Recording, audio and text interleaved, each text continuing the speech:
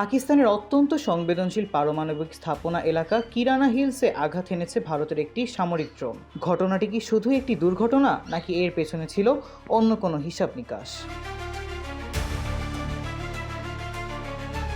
সম্প্রতি অপারেশন সিঁদুর নিয়ে বিস্ফোরক তথ্য প্রকাশ করেছেন ভারতের সাবেক chief of defence staff general Anil Chauhan. তিনি জানান, ভারতীয় বিমান বাহিনীর একটি লোইটারিং মিউনিশন বা কামিকাজে ড্রোন সারগোধা ও কিরানা হিলসের আকাশের রাডার খুঁজছিল। জেনারেল চৌহানের দাবি, পাকিস্তান বিমান ঘাঁটির রাডার খুঁজে না পেয়ে জ্বালানি শেষ হয়ে যায় ড্রোনটি। এরপর নির্ধারিত সময়ে পার হলে এটি কিরানা হিলসের একটি স্থাপনায় আছড়ে পড়ে। তবে পাকিস্তানের পারমাণবিক কর্মসূচির সঙ্গে সম্পর্কিত এই অঞ্চলে আঘাত হানা ভারতের মূল উদ্দেশ্য ছিল না বলে দাবি দিল্লির।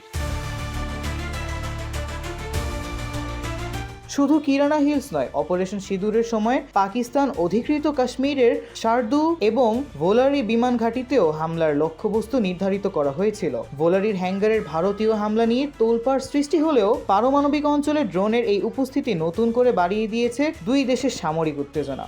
সাহিল আহমেদ রুদ্র, ডেইলি আওয়ার, বাংলাদেশ।